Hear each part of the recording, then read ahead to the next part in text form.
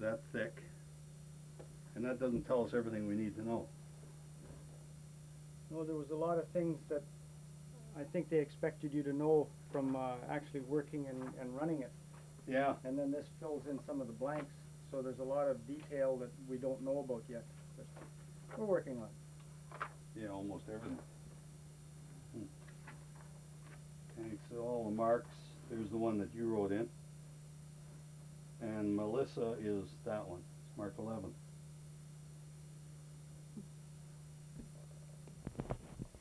So Jack, talk a bit about your special collection here. How did you get into collecting tanks? Well, I blame it all on a very lifelong friend of mine, Torchy Peden. Came back with a picture of one. And he says, look what you can buy, Jack. And I said, yeah. So that got me going, and I ended up with one. It took a few years to get it here, of course, and 5 years, I think, in total. But here it is. So talk a bit about the tanks that you have. You have 3 right now in your garage, and the one we took out today, what is that one? That's a Chieftain Mark 10. It was one that was in Germany up till 1986, I think. And then it came over and it went into surplus in the 90s.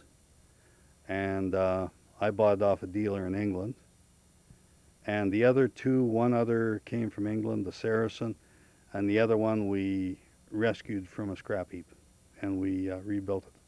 Okay. So what is the interest in the tanks? Did you have an army background going into this? Were you just fascinated with them? You know. Just anything mechanical, and just the fascination of what they are. Like, nobody knows very much about them, and to have one and actually get into one and see what it will do with all the sophisticated equipment, which they do have, like ballistics computers and all that sort of stuff in them. So they're quite interesting. Okay. Now, maybe talk a bit about the manual that you showed me. There's a whole bunch of different parts, and I mean, have you figured out the majority of the switches in the tank and how to use it and the functions that it has? Well, no, we're still on page 1 out of the about 600 pages in there. Well, actually, I think Tom, my neighbor and friend who understands it much better than I do, is probably on page 10. But we're getting there. There's a lot of things we don't know about it, and more things that we're striving to learn about it, because it's a very technical beast. Okay.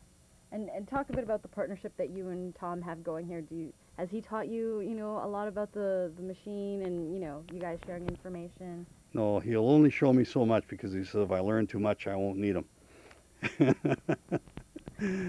Just kidding.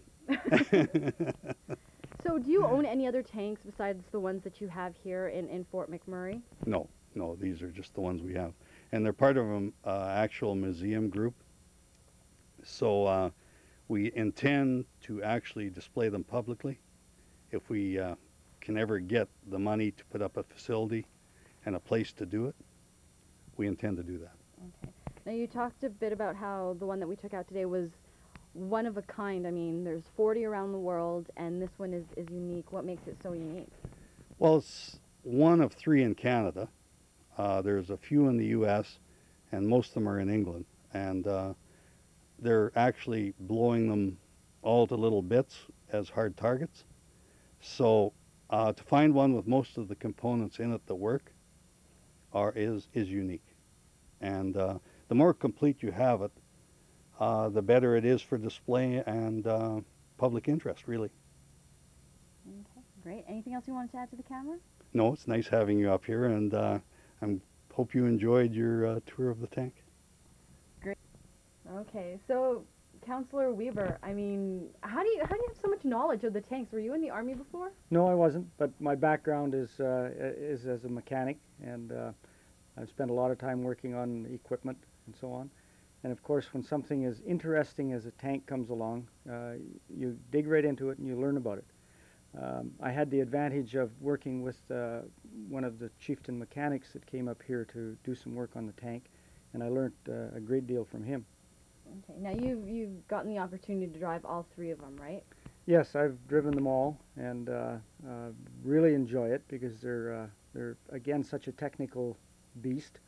There's so many systems in them that you have to learn about, and like every time you get into this tank, you learn a little bit more. There's another system or another circuit or another switch that you discover and find out what it's doing. Of course, there's a lot of things to hurt you in a tank, like laser range finders and turrets moving and gun barrels moving.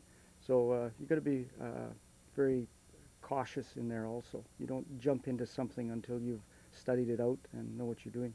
Of the three of them, which one is your favorite? Do you have a favorite one? Well, the 432, the armored personnel carrier, is just a hoot to drive because it's so simple and quick and nimble, and it's a lot of fun. But of course, the most complicated and the one that's the most fascinating, of course, is the tank itself, because of the gun stabilization system and the gun kit and so on. Now Jack says that you have a little bit more knowledge of the tank. Is that true? Well, I always like to maintain a little bit of edge on the technical side of it, so he keeps me around to help him with it, drive it, and run the gun kit. What about for yourself? Would you, want to invest in one or start collecting tanks too, or?